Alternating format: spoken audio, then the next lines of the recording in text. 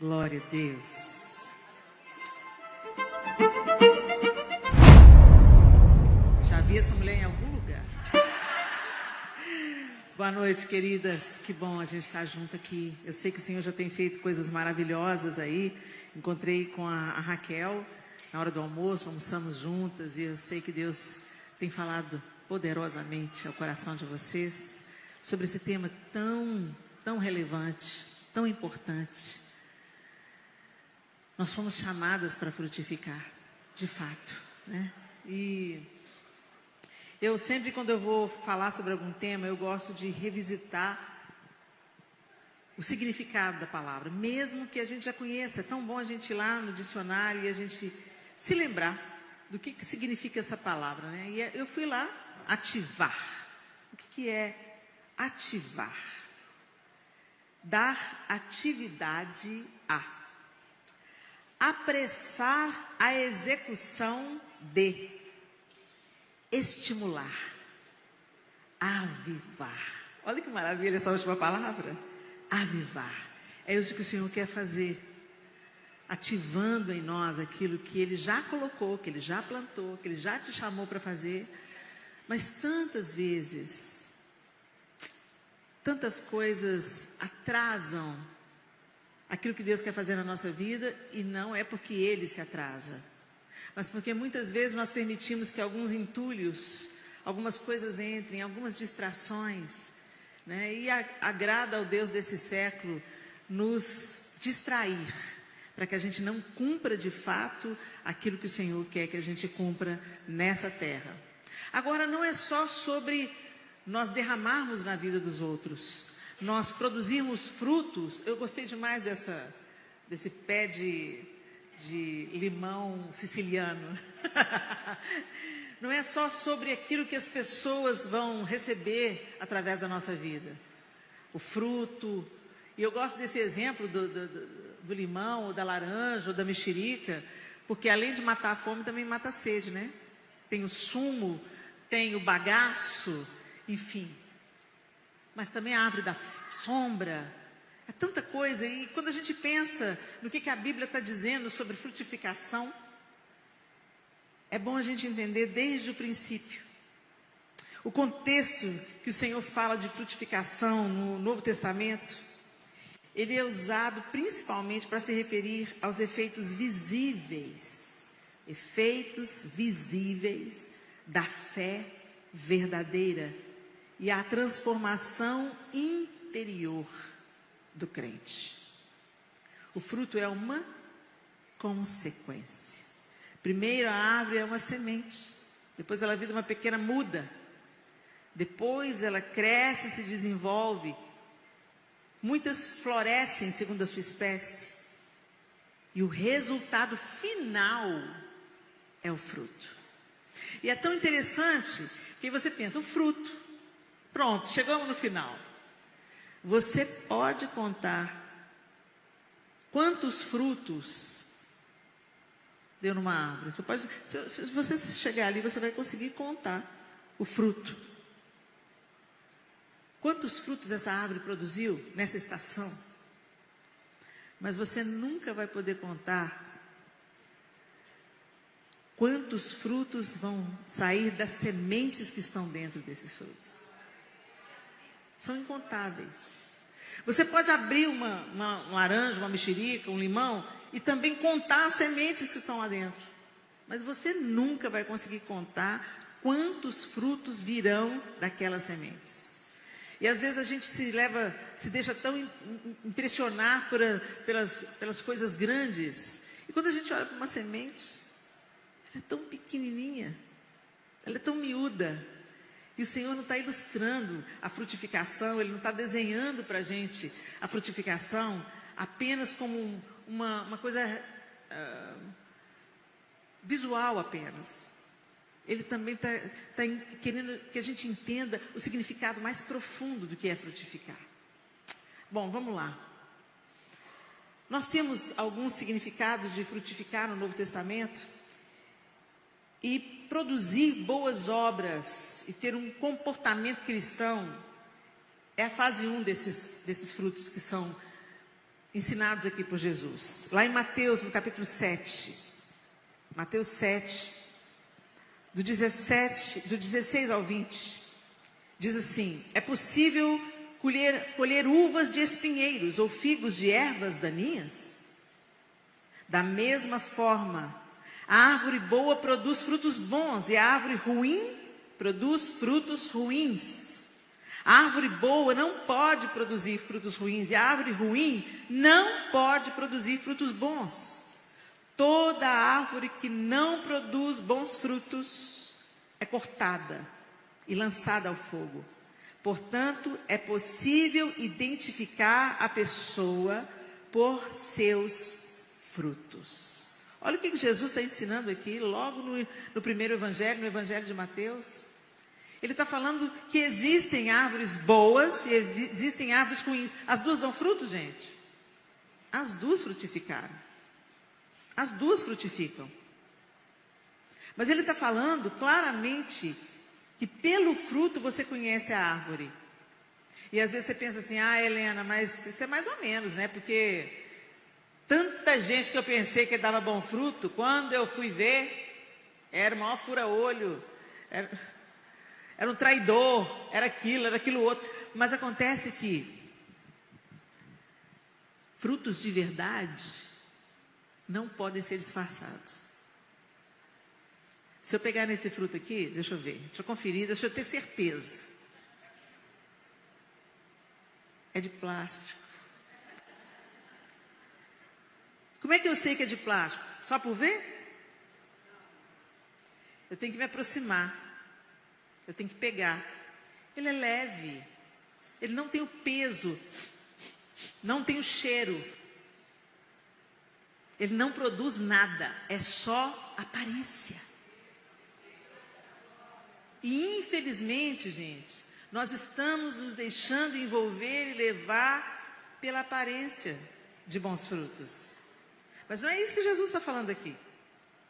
Ele não está falando sobre a aparência do fruto, ele está falando do fruto verdadeiro. E para você saber o fruto verdadeiro, você tem que andar junto, você tem que caminhar junto, você tem que sentir o cheiro, o peso, o sabor, o sumo. E quem conhece a gente melhor, gente?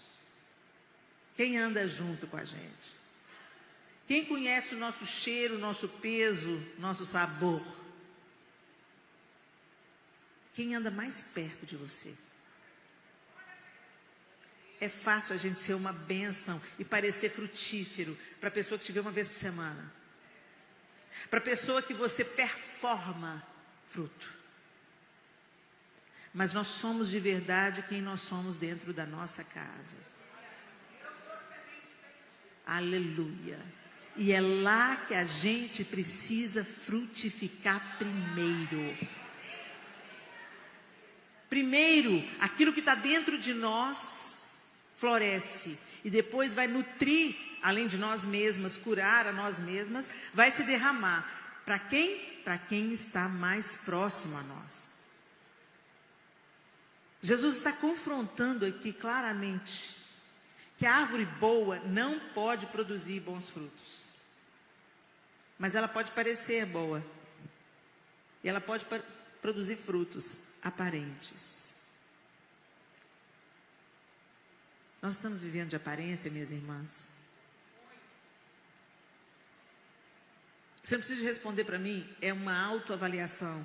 E eu confesso a vocês que toda palavra que Deus coloca na minha boca, eu sou provada primeiro nela. Meu ouvido é mais perto da minha boca. Nós precisamos de fazer uma autoavaliação, sempre. Porque é muito fácil no contexto que nós estamos inseridos, sermos hipócritas. O hipócrita é o quê? É aquele que parece ser o que não é. Você lembra da parábola da figueira? Jesus vai até a figueira, não é a parábola. Jesus, aconteceu de fato. O episódio de Jesus, ele vai buscar fruto. Mas peraí, Helena, Jesus foi buscar fruto, mas não era a época de fruto. Mas acontece que Jesus, vendo folhas na figueira, ele sabia que podia ter um fruto temporão, mesmo que verde, mesmo que ainda não pronto, não concluído. dava para matar a fome. Mesmo que não fosse aquele fruto ideal, saboroso, apropriado. Mas quando ele chega ali, era só folha. Parecia, mas não tinha. E nós temos que abandonar esse lugar da aparência, numa sociedade que vive de aparência. A gente é a geração das redes sociais. Hoje tem até, né, nós mulheres conhecemos bem esses termos, né? O look para parecer rica. Vocês já viram isso? Look de rica. As blogueiras ensinam como parecer rica. Eu não quero parecer rica, eu quero ser.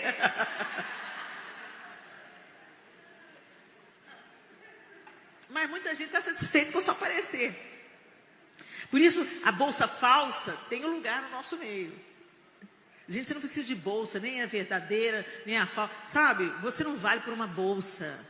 Você vale o preço mais caro desse mundo. Mas a gente quer impressionar. A gente quer parecer. E o Senhor nos convida a abandonar essas coisas. E nos convida a ser. E não apenas parecer.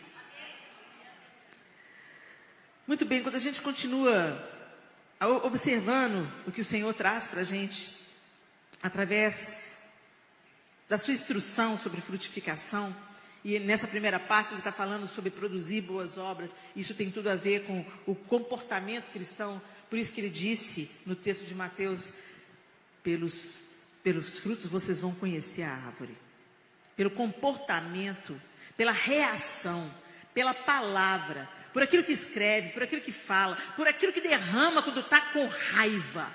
É aí que você vai conhecer a árvore. Gente, pessoas perfeitas não existem. Vai ter aquele dia que você vai ter que querer dar a voadora na cara da outra. Porque nós estamos lidando com o seu ego. É só questão de vaidade, dos seus arrobos de grandeza, dos seus... Não, gente. Às vezes, você dá muito ouvido para a sua carne, é você ter a sua dor de estimação. Ai, eu fui abandonada, eu fui violentada, eu fui abusada, eu fui traída, eu fui, meu pai, minha mãe me fizeram, meu professor do ensino médio, meu primeiro namorado, meu marido que eu confiei. Gente, Jesus é cura. Mas tem gente que gosta da própria dor. É um processo inconsciente, é claro. Mas tem gente que se apega a um saco de lixo e não larga ele por nada. Jesus está convidando. Está cansado, está sobrecarregado? Vem cá, chega perto. Eu quero te aliviar. Eu quero tirar esse fardo de sobre você. E eu quero te ensinar sobre mim, que sou manso e humilde de coração, para você encontrar descanso para a sua alma. Mas espera aí, se eu for curada, ninguém mais vai me ouvir. Se eu for curada, ninguém mais vai prestar atenção em mim. Se eu for curada, como é que vai ser meu testemunho? Sabe, gente, tem gente que ainda testemunho e vira testemunho. Que é só desgraça, aí no final conta toda a história terrível, tudo que Satanás fez, tudo que a dor te fez, tudo que te causaram, tudo. Aí depois, aí Jesus veio e me salvou. E isso aponta para algo muito preocupante no nosso meio. Talvez você conheça essa pessoa, ou talvez hoje o Senhor esteja mostrando que você é essa pessoa. Porque, gente, mau hálito, a gente não sente que tem. Todo mundo está perto, sabe, mas muitas vezes nós mesmos não sabemos. A gente se acostuma com o próprio cheiro, até com o próprio perfume. A gente se acostuma, os outros estão falando, você está cheirosa, você não sente, já está acostumado.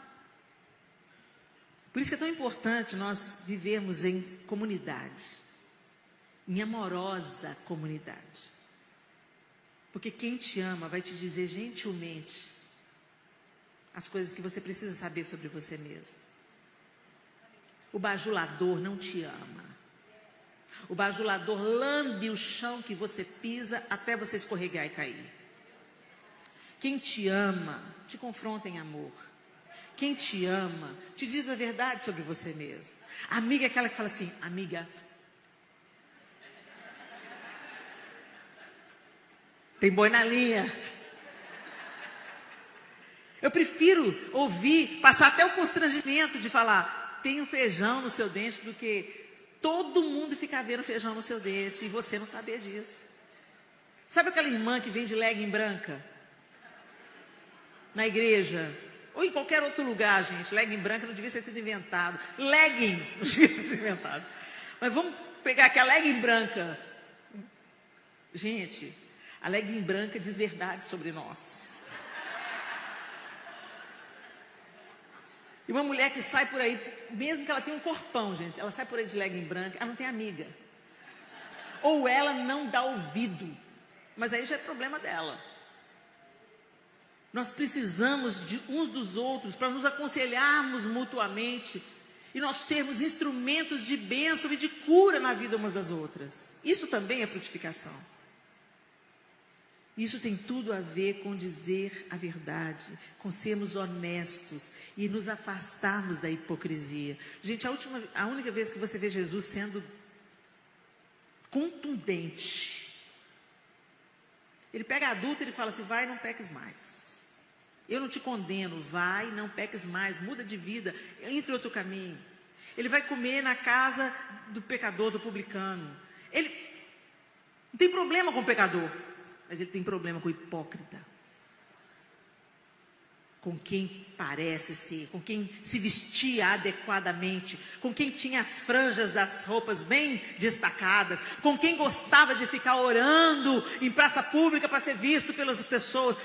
Ele sabia que aquilo era só verniz, não era essência. Mais uma vez, o fruto de plástico é confrontado por Jesus. E lá, ainda dentro disso, em Efésios, no capítulo 2, de 8 a 10, ele diz, o apóstolo Paulo, escrevendo aos Efésios, ele diz, vocês são salvos pela graça, por meio da fé. Isso não vem de vocês. É uma dádiva de Deus. Não é uma recompensa pela prática de boas obras, para que ninguém venha a se orgulhar. Pois somos obra-prima de Deus, criados em Cristo Jesus, a fim de realizar as boas obras que Ele de antemão planejou para nós. Ele já planejou a frutificação.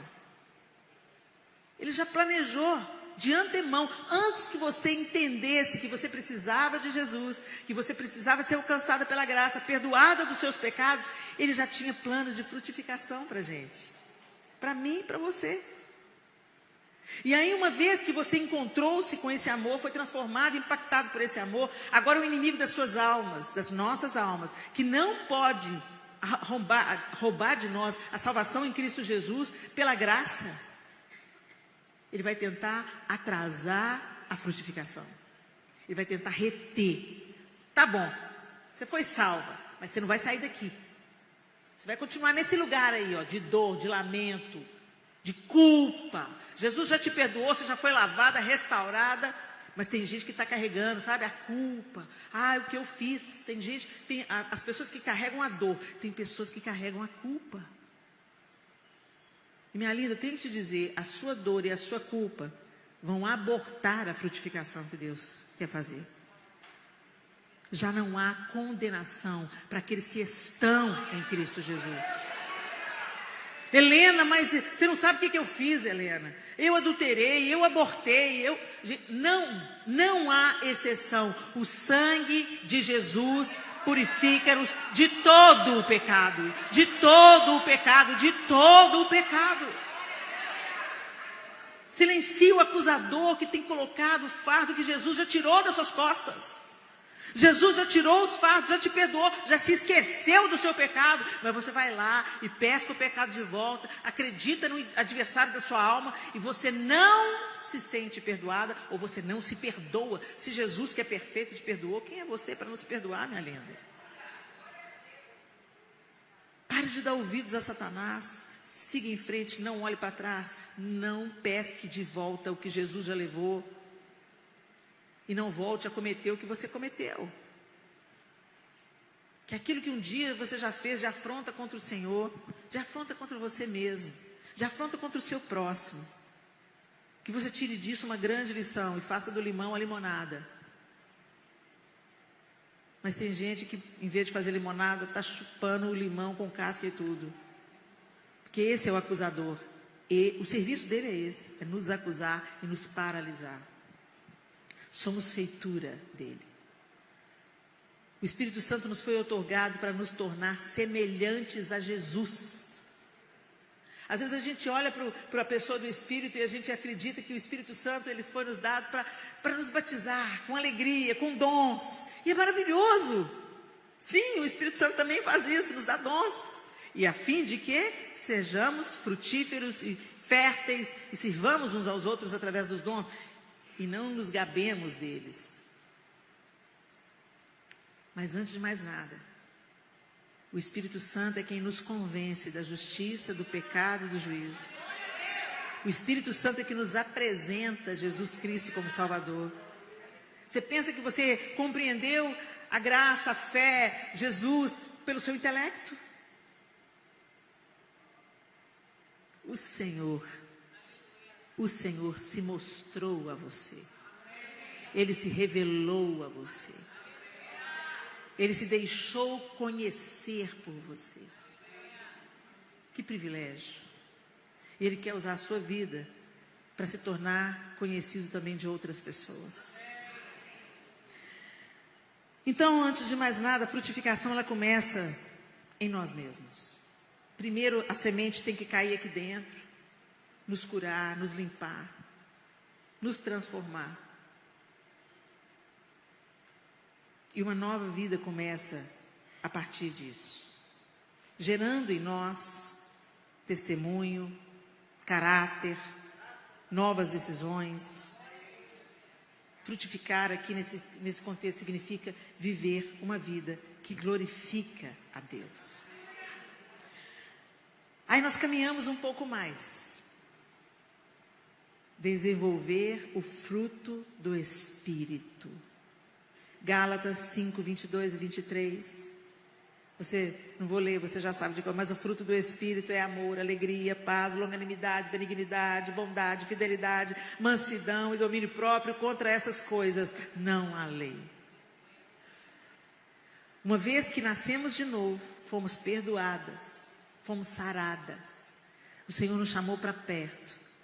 Agora o Espírito Santo vai desenhar em nós, formar em nós, forjar em nós o caráter de Cristo. Isso se manifesta como? Pelo fruto do Espírito. Pensa comigo. Amor. Gente, o nosso amor, ele é muito vago. O nosso amor é muito parcial. A gente ama quem pensa como a gente, quem é parceiro, quem comunga das mesmas ideias, quem gosta das mesmas coisas, quem frequenta a mesma igreja, quem vota no mesmo político. Mas não é esse o amor de Deus. O amor que o Senhor quer nos ensinar a sentir é um amor que não busca nada em troca. É um amor que só pode nos ser dado por Ele. A gente não produz esse amor. Como a gente não produz fruto. A indústria caprichou. A indústria faz frutos legais. Mas é só aparência. Da mesma forma, o amor que o mundo dá, que o mundo ensina, que o mundo propaga, o que eles estão chamando de amor aí, é tão raso. Quando não é distorcido. Chamam de amor, o que na verdade é desejo, é cobiça, é sexo, é interesse. Chamam de amor. Mas o amor de Deus é elevado. É aquele que está descrito em Coríntios, capítulo 13. Tudo sofre, tudo crê, tudo espera, tudo suporta, jamais acaba. É aquele que depois de que todas as coisas vão passar, vai permanecer. E é esse amor que o Senhor nos convida a amar. Como eu vos amei. Que vos ameis uns aos outros. É fácil, gente? Ixi, pega, né? Amar quem a gente prefere, fácil. Amar quem pensa igual a gente, fácil. Amar quem vota no mesmo candidato que a gente, fácil. Mas, ó Jesus, amar quem pensa diferente. Amar quem te maltrata. Ah, Helena, mas aí também é masoquismo, né? Não. Essa mentalidade de amor que distorce é o amor humano. Eu não preciso gostar para amar, não, gente. A gente mistura tudo. A gente fala gostar, se identificar, ter afinidade, amar. Tudo a mesma coisa. Não. É maravilhoso quando a gente ama quem a gente se identifica, quem pensa como a gente. É mais fácil. Mas para eu amar uma pessoa, eu preciso ser cheia de Deus. O fruto do Espírito tem que estar sendo cultivado em mim, para na hora H, na hora que a pessoa vier com o ódio dela, com o veneno dela, com as palavras rudes dela, você vai responder com gentileza, com paciência. Às vezes, simplesmente você vai responder com seu silêncio. Você olha e fala assim, oh Deus, ela não entendeu nada ainda. E uma paz inunda o nosso coração. Gente, é para lá que o Senhor quer nos levar. É nesse lugar que o Senhor precisa colocar a igreja nos nossos dias.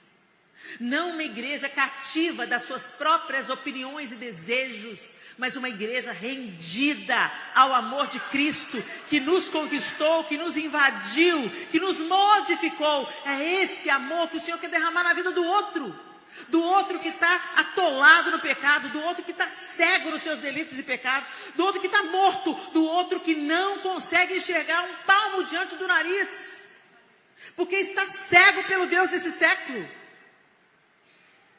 Mas se nós julgarmos na mesma moeda que Satanás joga, que amor é esse? Que resposta é essa? Gente, quando Jesus é beijado por Judas no jardim, ele podia ter olhado para Judas e falado, puxa vida, hein, Judas? Andou comigo 3 anos, cara. Você viu tanto milagre, tanta maravilha. O que você está me beijando aqui, seu traidor? Oi, junto. Não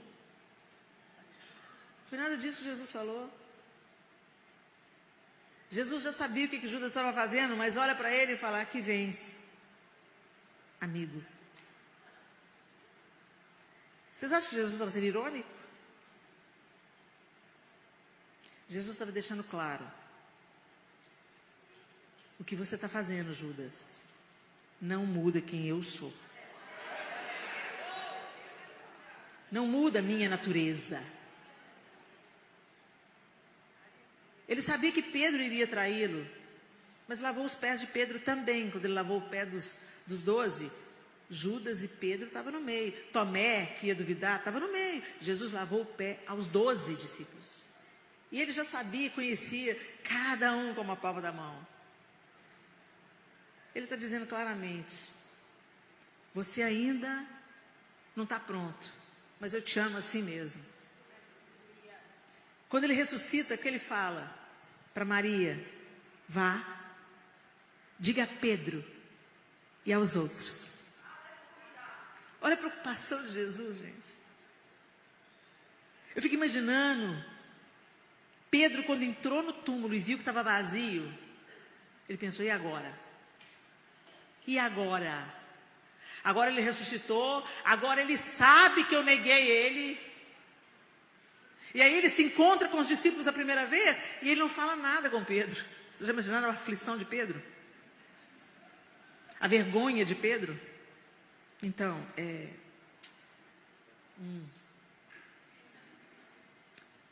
vou pescar. Voltou para as redes, voltou para o barco, voltou para a prática antiga. Jesus já tinha tirado ele de lá, feito dele pescador de homens. Mas a culpa, o medo, a autorrejeição, fez Pedro retroceder. Mas Jesus falou, foi lá encontrar com ele na praia. Pedro, tu me amas? Ai, Jesus. Ele não falou, você me negou, seu picareta. Você estava comigo. Pedro, você era os top 3, Pedro. E todo milagre que os outros não participaram, você estava lá, cara. Foi isso que ele fez, gente. E é nesse amor que ele quer nos fazer frutificar. Mas sozinho, gente, a gente chega lá não. A gente não chega lá. A gente até se esforça. Mas a gente não chega lá. Ah, Helena, que má notícia que você está dando? Não estou dando má notícia. Jesus deixou claro, sem mim nada podeis fazer. Chegai-vos a Deus e Ele se chegará a vós outros. O problema, gente, é que a gente está querendo viver um cristianismo sem Cristo. O problema é que a gente está querendo ser um frequentador de igreja, mas não ter comunhão com Deus, íntima e pessoal.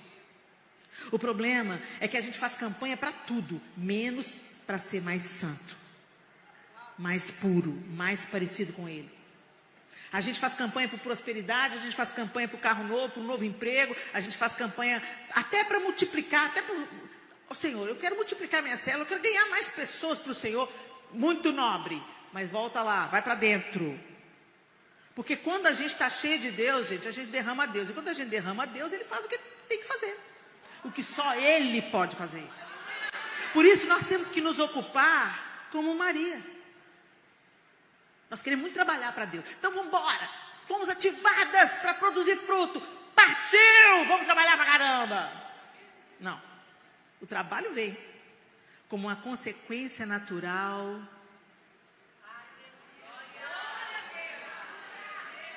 de estar aos pés do Senhor. De amar Jesus com a vida, não com as obras, não com serviço. Marta estava ativada no serviço, e graças a Deus pelas Martas. É maravilhoso o serviço é divino. O Senhor nos chamou para servir uns aos outros. Quando Ele está ali nos últimos momentos com seus discípulos, Ele dá o exemplo. Ele lava os pés dos discípulos e fala, está vendo o que eu estou fazendo? Vocês façam isso também. Ele estava mandando lavar o pé de todo mundo até o século 21? Não. Ele estava falando, tome o lugar do menor e provê o que o outro precisa. Porque também é isso, gente. Servir não é dar o que o outro quer, não. Servir é prover o que o outro precisa. O Senhor está nos chamando para nos aquietar aos pés dEle, para conhecê-lo intimamente, para conhecermos a sua palavra. Tem gente que caminha com Jesus tem 10 anos, nunca leu a Bíblia toda. Essa convocação que está sendo feita aqui, gente, vamos ler a Bíblia, o que a pastora Lira acabou de falar, nós precisamos de nos voltar pela palavra, porque a palavra é que nos fortalece, nos forja, nos molda, nos faz conhecer a Deus. Mas é mais confortável a gente conhecer a Deus através dos pastores, do YouTube. Eu fico muito feliz de vocês me seguirem lá no YouTube. Eu quero servir você e ser uma bênção para você. Mas tem coisas que Deus quer falar para você, pessoalmente. Tratar com você pessoalmente. Entra no seu quarto, fecha a sua porta. Vai conhecer Deus. Gente, eu tenho insistido nisso tanto. Essa bandeira que eu tenho levantado nos últimos anos, porque eu comecei a ver perplexa o quanto tem gente na igreja há anos que não sabe o básico da Bíblia. E conhecer a Bíblia, gente, não é só conhecer um livro, não. Não é só informação intelectual, não. É através das Escrituras que nós conhecemos o caráter de Deus, a maneira como Ele age, o que Ele repudia, o que Ele abomina, o que Ele é atraído. As Escrituras nos mostram a face de Deus, o caráter de Deus, os atributos de Deus. E uma vez que a gente conhece isso Vai mudar o nosso coração e a nossa mentalidade. E se muda o coração e a mentalidade, muda a vida. Muda as respostas, muda a reação, muda as atitudes, muda a família, muda tudo. Mas tem um tanto de gente que pratica fielmente a religião, mas não muda nada. Continua a mesma pessoa, só com uma roupinha de crente. Misericórdia, sangue de Jesus tem poder, queima ele. A gente fala o crentez fluente. O evangeliquez está na ponta da língua. Misericórdia. Olha o manto. Tem umas coisas que só a gente entende. Nada além do sangue. Quem não conhece esse aqui, quê? Povo estranho. Mas a fé cristã, a caminhada cristã, é muito mais do que isso. O fruto do Espírito só pode ser produzido em nós quando nós nos enchemos de Deus. Quando nós nos aproximamos dEle. Quando nós nos rendemos a Ele. Quando a gente admite diante de Deus, Senhor, sem o Senhor eu não consigo, eu não posso. Senhor, eu estou com vontade de torcer o pescoço dela, Senhor. O Senhor sabe, mas eu não quero continuar assim. Eu não aceito continuar assim, Senhor, porque o Senhor é manso e humilde de coração, e eu preciso aprender com o Senhor, a responder como o Senhor respondeu a Judas. Eu não posso, não quero mais responder como Helena, eu quero responder como Jesus. Eu não quero lidar com os meus problemas pessoais como Helena, eu preciso lidar com os meus problemas pessoais como Cristo.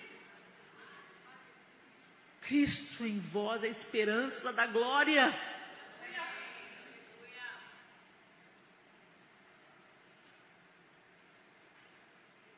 Chegai-vos a Deus e Ele se chegará a vós outros. Frutificar, evidenciar esses atributos: amor, alegria, paz, longanimidade, benignidade, bondade, fidelidade, mansidão, domínio próprio. Nós precisamos de frutificar isso, minhas irmãs. Ser ativadas na frutificação do Espírito, em nome de Jesus. E finalmente, o desfecho é outras pessoas serem alcançadas por Cristo em nós. Esse é o desfecho, esse é o ápice. Quando a vida de Deus está em você, pulsando em você, você responde como Cristo, você reage como Cristo, você perdoa como Cristo, você pede perdão quando você erra, você é movida pelo Espírito, você não é mais apegada nem às suas dores, nem às suas culpas, você caminha em liberdade diante de Deus, e isso começa a reverberar onde você andar. Gente, não tem jeito de uma mulher cheia do Espírito Santo entrar num lugar e esse lugar continuar do mesmo jeito. Não tem jeito. Não tem jeito. Mesmo falando de assuntos comuns do dia a dia, ela é cheia do Espírito. Ensinando, ela é cheia do Espírito. Abraçando. Às vezes eu falo uma palavra. Só abraça. E é o abraço de Deus.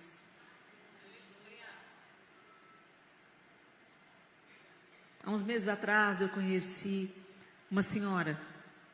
Ela ficou famosa aí na internet com aquele documentário Fé Não Fingida, que várias senhorinhas, né, vão dando testemunho no YouTube, e eu recomendo que vocês assistam, é sensacional. Fala daquelas irmãzinhas de oração, aquelas senhoras idosas, fiéis, do joelho, do coque. Oh, Deus poderoso! Eu encontrei com a irmã Lídia, lá em Recife. Eu vi um trechinho de uma pregação dela falando sobre ser evangélico. E aquilo me impactou tanto. Não quero saber se você é evangélico, você está em Cristo? É completamente diferente. ser evangélico e estar em Cristo. Eu achei aquela fala com tanta autoridade, passei a acompanhar a irmã Lídia, querer ouvir as palavras dela. Que bênção! E aí, cheguei lá, e um dos pastores daquela casa sabia que eu tinha uma quedinha pela irmã Lídia, trouxe a irmã Lídia para me conhecer. Oh, Jesus!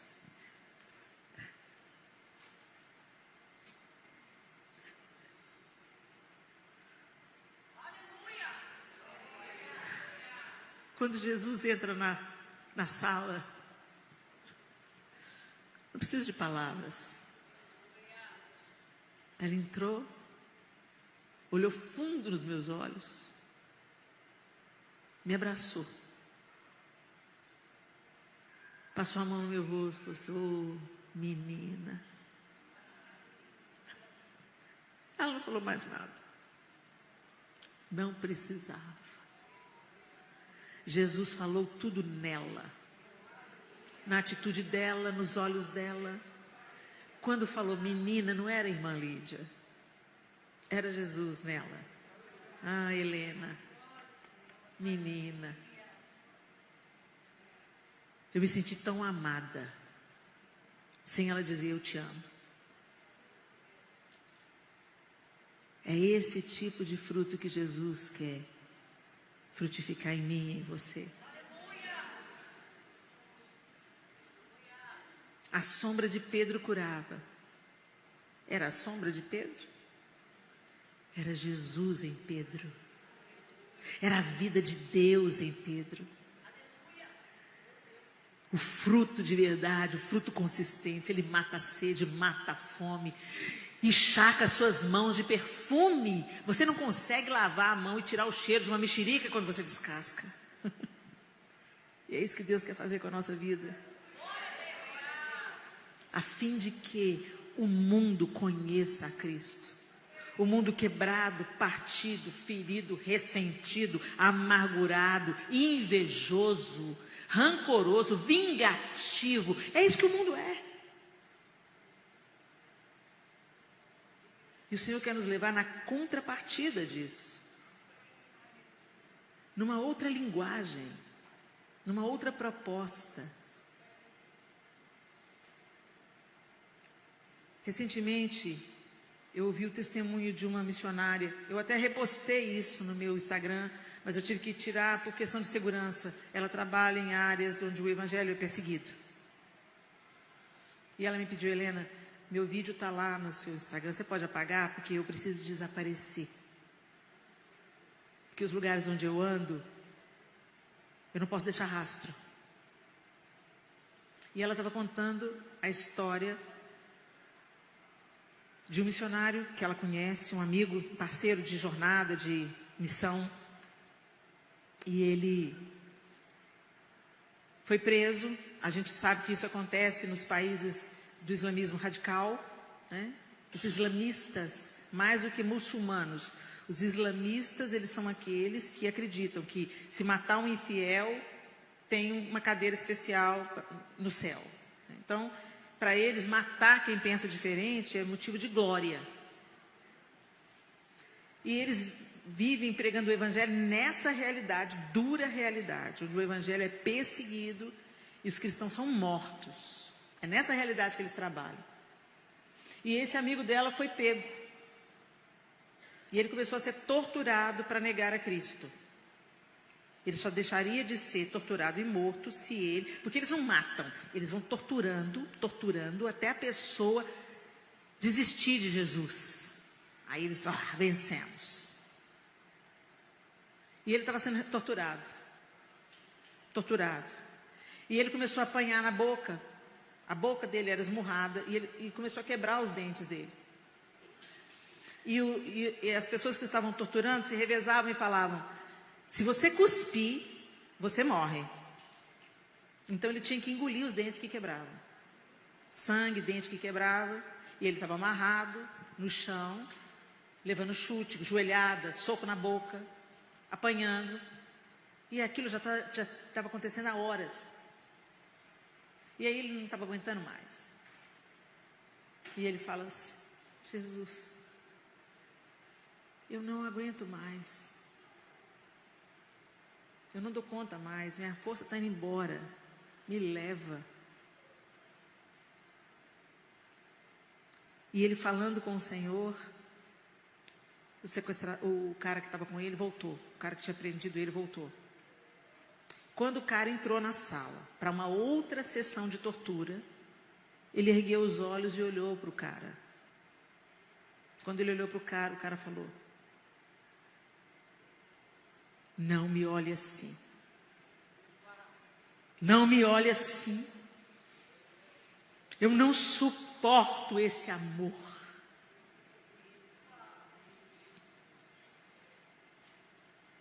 Começou a chorar.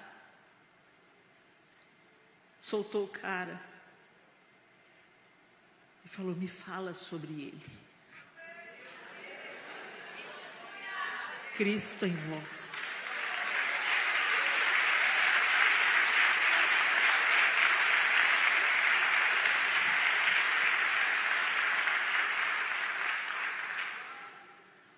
É nesse lugar que o Senhor quer nos levar, gente. Por isso a igreja no Ocidente ainda é tão menina. A gente é tão criança ainda. Mas o mundo está brabo. A coisa está esquentando, gente. A chapa está esquentando. Por isso que eu disse no princípio que esse tema é tão apropriado. Acabou de meninice, gente.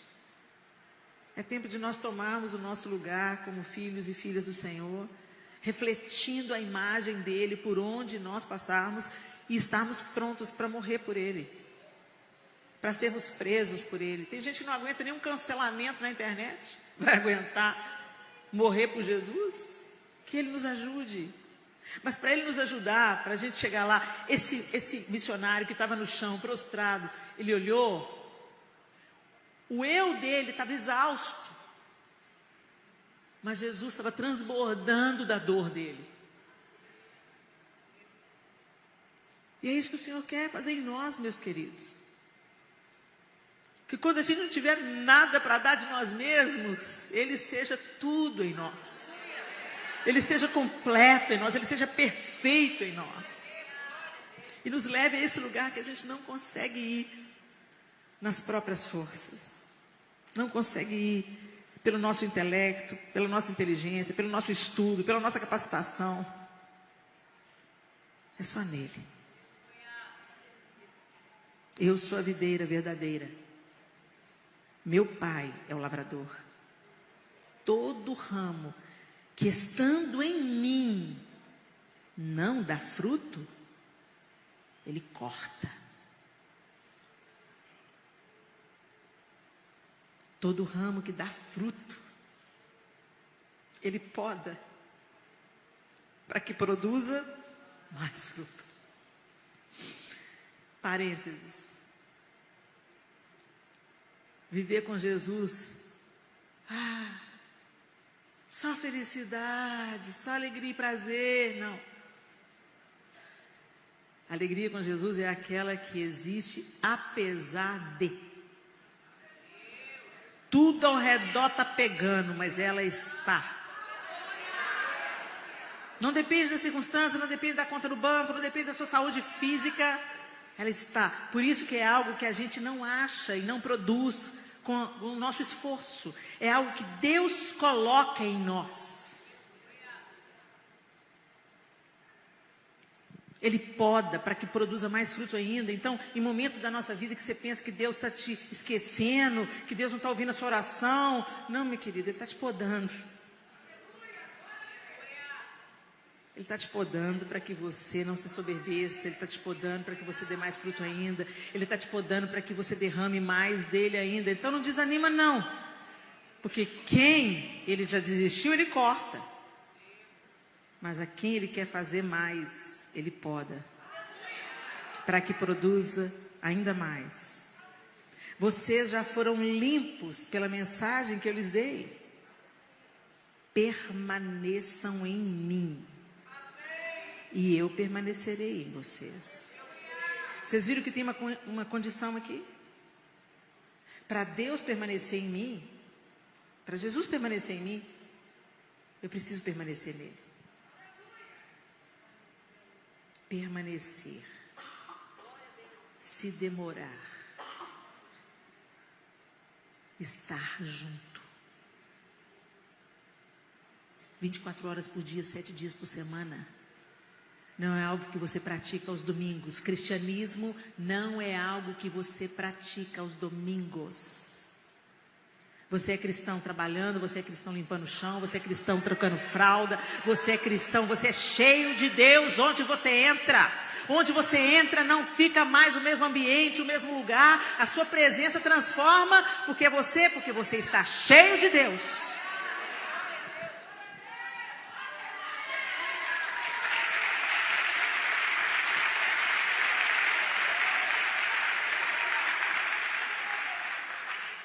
Isso é muito sério, gente. Permaneçam em mim e eu permanecerei em vocês. Ele não está mentindo, mas tem uma condição.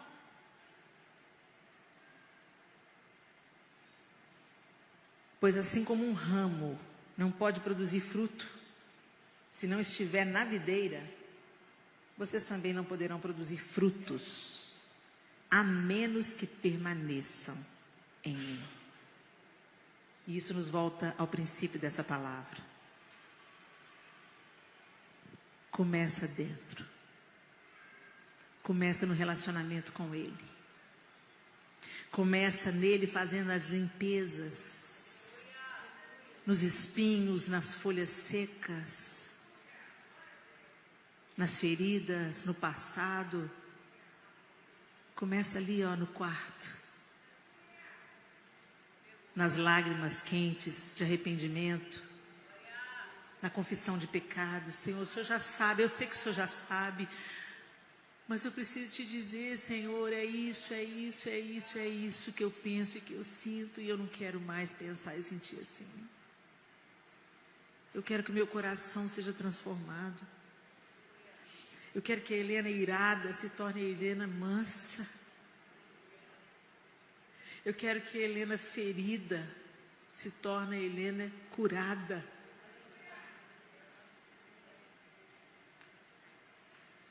Isso começa no seu tete a tete com Deus. Jesus não veio para fundar uma religião. Jesus veio fazer reconciliação entre Deus e a humanidade. E reconciliação fala de relacionamento. O relacionamento foi quebrado, impossível de ser reatado, porque nós somos maus e Deus é santo. Mas Jesus veio e fez a intercessão, abriu a porta, nos levou de volta para o jardim, para a gente se relacionar com Ele de novo. Mas é isso que a gente faz? Será que a gente larga tudo, fecha a porta do quarto e fica aos pés do Senhor? Será que a gente pensa no Senhor, em tudo que a gente está fazendo, isso vai glorificar a Deus? Isso é do agrado de Deus? Será que quando você está afim de... Não vou fazer, porque eu vou ferir ao meu Senhor se eu fizer.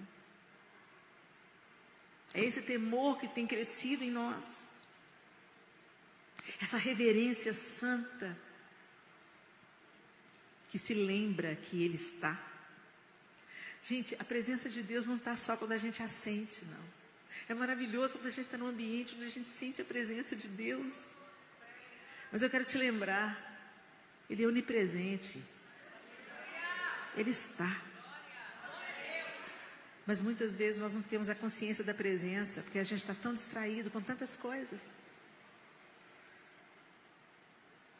E quando você vai se afinando, a presença é constante. Você está sentindo Ele ali com você te dirigindo. Não, vai. Você escuta claramente o Espírito Santo. Isso não é para você. Volta daqui. Vai lá na vida dela, ora por ela. Abraça aquela ali que eu quero abraçar. E aí sim. Cumprimos o propósito para o qual nós estamos aqui. Mas isso começa entre você e Ele. Do seu relacionamento de amor com Jesus. Quem ama, arruma tempo. Quando eu namorava com o João, a gente se falava pelo menos uma vez por dia. Pelo menos.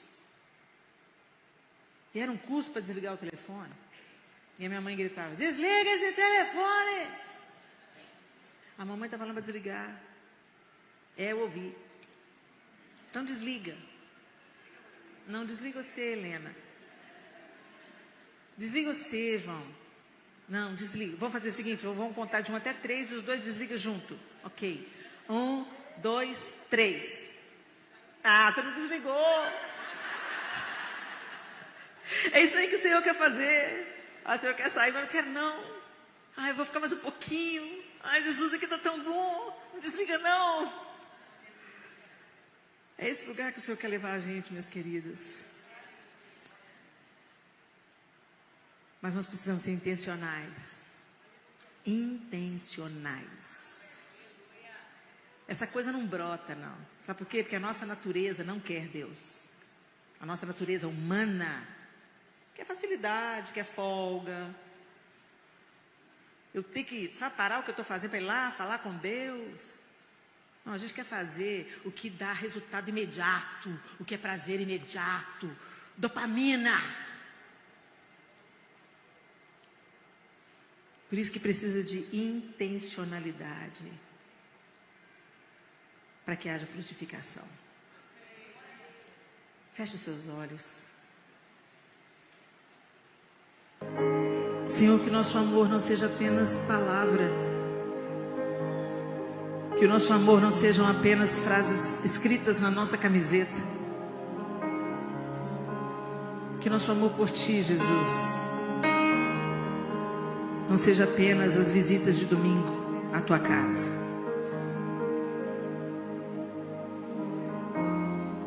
Aperfeiçoa-nos nesse amor, ensina-nos esse amor, a fim de que ele se torne um fruto consistente, tenro, gostoso, saboroso nas nossas vidas. Que a nossa vida Te glorifique, Senhor, e atraia outras pessoas aos Teus pés. Em nome de Jesus. Amém e amém. Deus abençoe vocês.